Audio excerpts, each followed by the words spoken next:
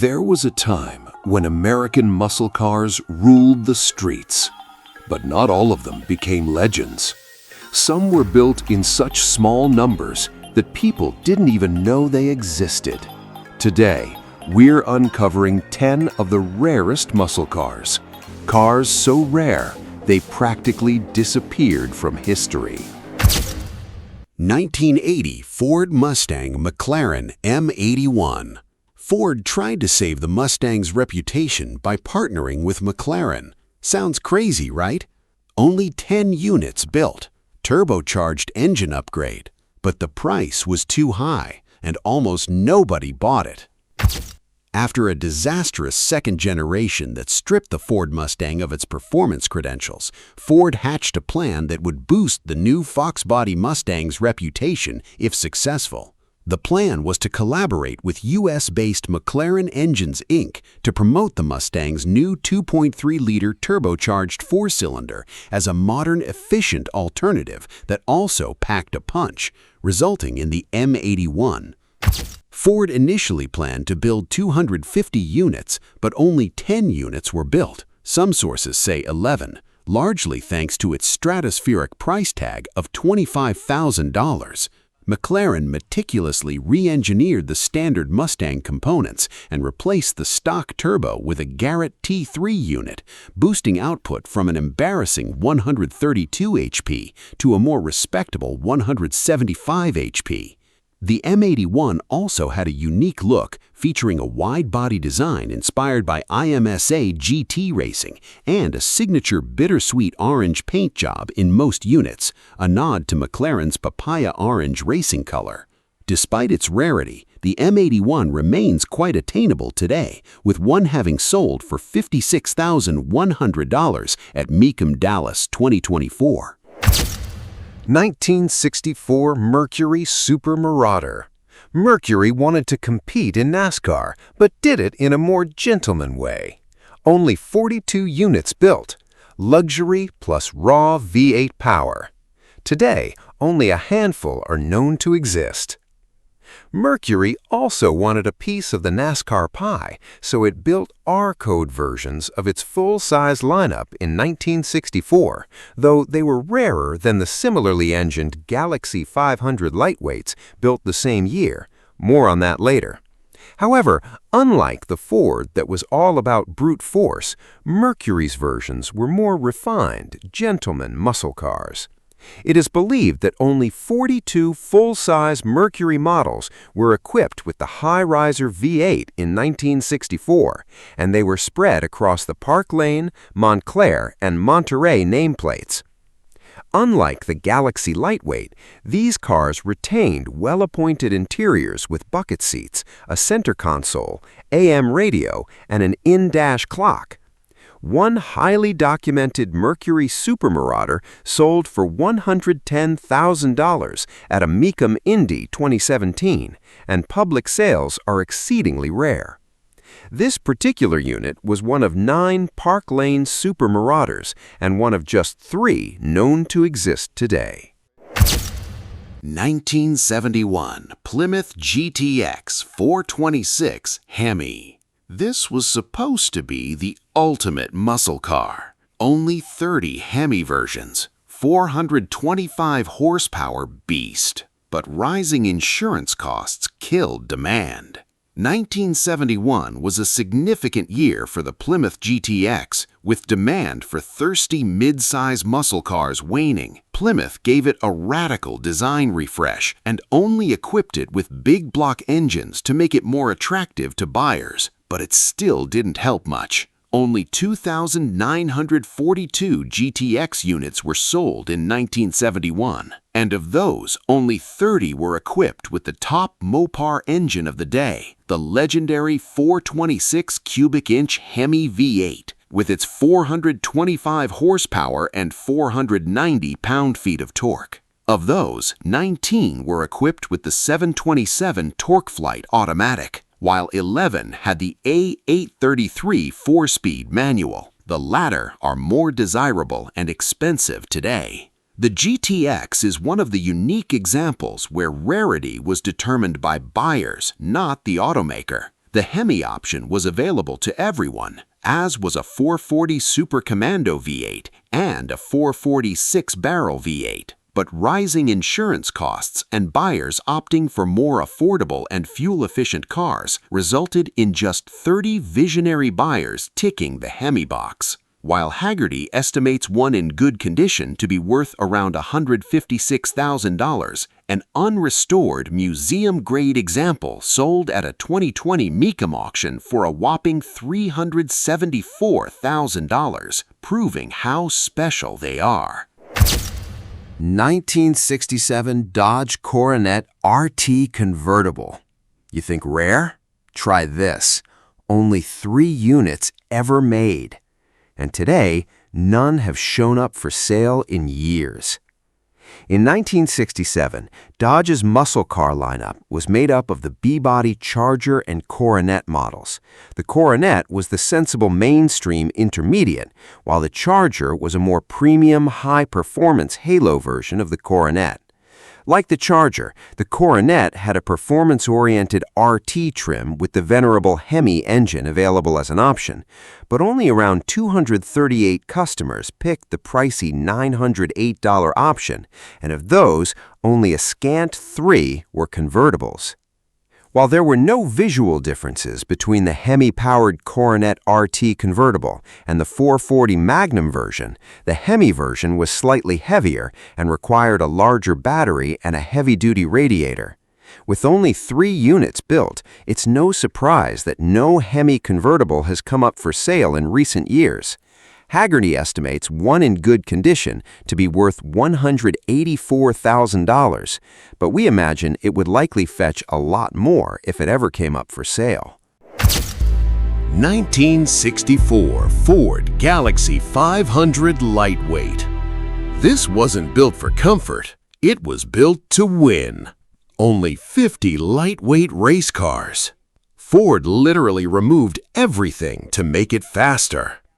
In 1967, Dodge's muscle car lineup was made up of the B-body Charger and Coronet models. The Coronet was the sensible mainstream intermediate, while the Charger was a more premium high-performance halo version of the Coronet.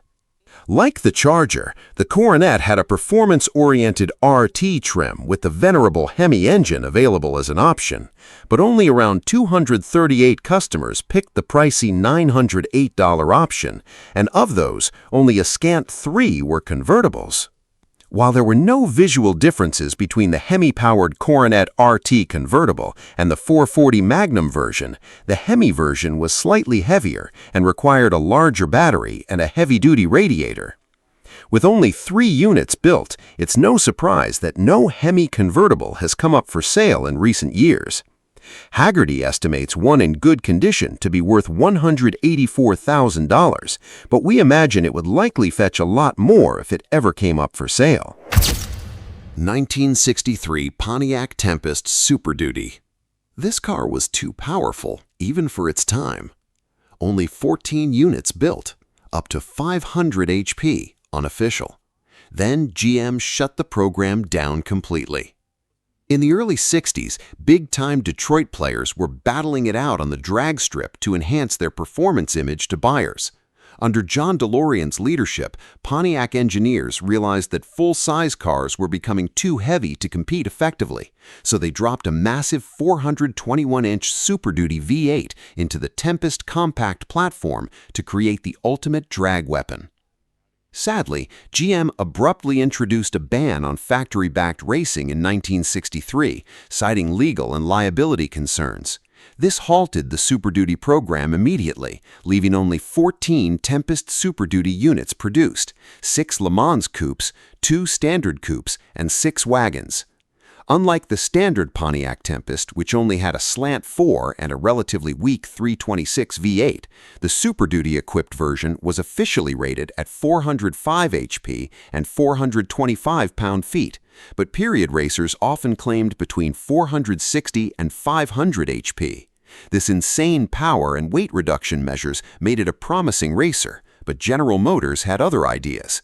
Since they were dedicated race cars, many were crashed and modified over the years, leaving just a handful of survivors today. Survivors are extremely few, and complete, correctly restored examples are exceptionally rare. A restored coupe failed to sell at a 2013 Mecum auction, despite a $325,000 bid.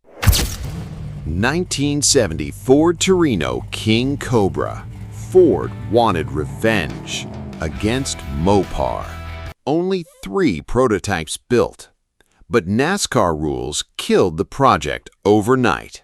Tired of Mopar's NASCAR dominance in 1969 with the Charger Daytona and 1970 with the Plymouth Superbird, Ford invested heavily in the development of 3 Torino-based prototypes that could exceed the 200-mile-per-hour mark and beat the Mopars, resulting in the Torino King Cobra. Unfortunately, NASCAR increased the homologation requirements from 500 to 3,000 units, making production financially unfeasible.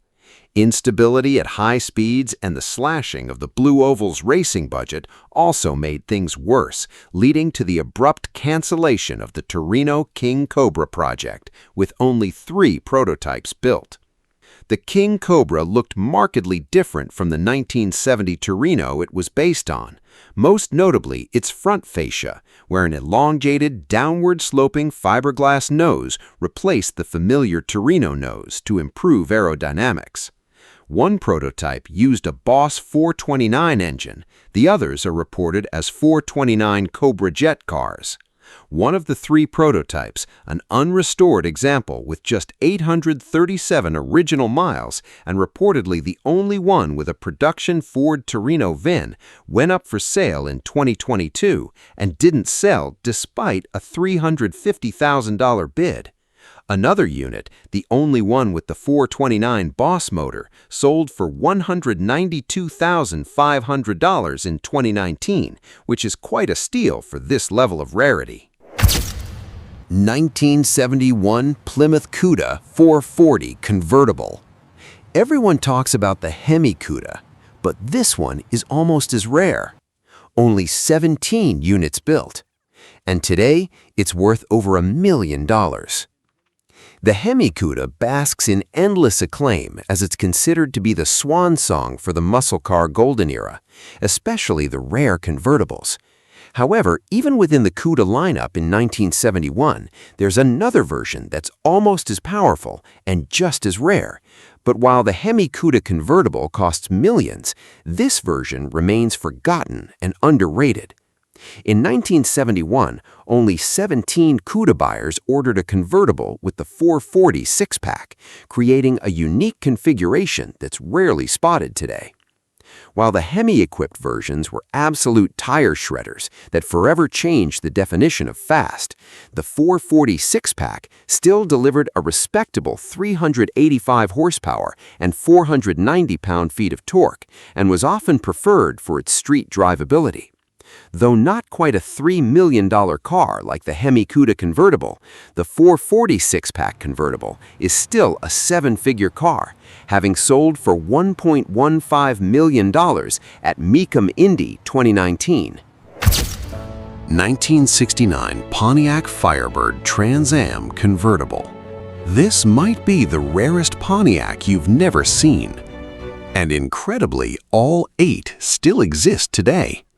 When asked when name a rare Pontiac from the 60s, the GTO Judge is usually mentioned, but there's one 1969 model that's so rare that the last time it went up for auction was in 2016, and a bid of $1.9 million wasn't enough to drop the hammer. The car we're talking about is the 1969 Firebird Trans Am convertible, of which only 8 units were built. The Trans Am package first appeared on the Firebird in 1969 to make it more competitive against other pony cars, but a high price resulted in just 689 coupes and 8 convertibles sold. The convertibles were equipped with a 335 horsepower 400 HO V8 with Ram Air 3 cylinder heads and were all finished in a unique cameo ivory paint job with dual Tyrol blue stripes. Unlike most cars on this list, all 8 are believed to survive, though they've passed through restorations and private collections. However, none of them have come up for sale since 2016. 1967 Shelby GT500 Super Snake. This isn't just rare, this is one of one. Only one car ever built, GT40 race engine. Ford wanted to build 50, but the cost was insane. Today, it's one of the most valuable Mustangs ever made. In 1967, the renowned Carroll Shelby partnered with Goodyear tires in a promotional event for a new line of high-performance tires. Since they needed a car that would perform an extended high-speed demonstration, he picked the 1967 Shelby GT500 and worked his magic to turn it into the Super Snake, replacing its 428 Police Interconter-based motor with the same engine that the Le Mans-winning GT40 Mark II had, a lightweight 427 cubic inch engine estimated to make 520 to 650 HP. There were plans to build 50, but a high price tag made it economically unviable, and only one prototype was built. Apart from the race-sourced engine, there were other key differences between the Super Snake and the regular GT500, such as its outboard headlights accented by unique hand-cut chrome surrounds, a triple stripe design, and exclusive Super Snake emblems on the gas cap and front fenders.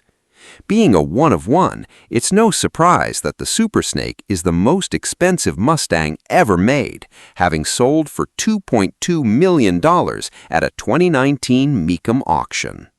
These weren't just cars. They were experiments, risks, and sometimes mistakes. And that's exactly why they became legends. Which one surprised you the most? Let me know in the comments. And if you love rare American cars, don't forget to subscribe.